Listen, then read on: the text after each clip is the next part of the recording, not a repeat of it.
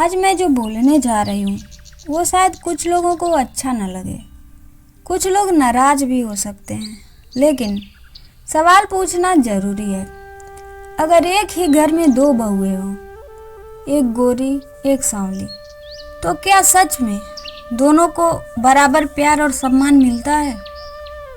ये वीडियो किसी पर उंगली उठाने के लिए नहीं है, बल्कि हमारी सोच पर सवाल उठाने के लिए है।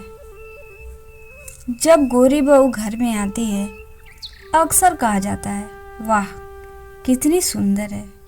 लेकिन जब सांवली बहू आती है तो कभी कभी तुलना शुरू होती है।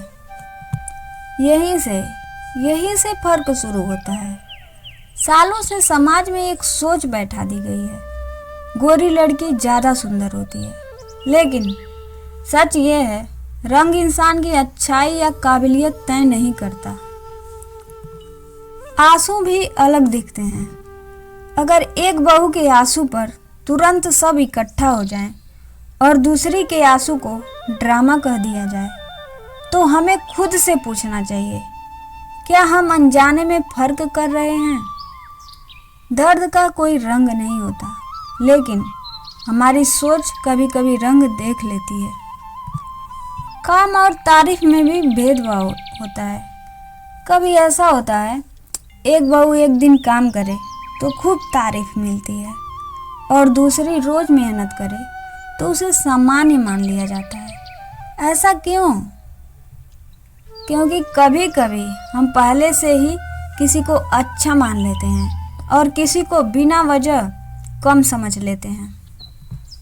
हम सच नहीं देखते, हम वही देखते हैं जो सोच पहले से तय हो चुकी होती है।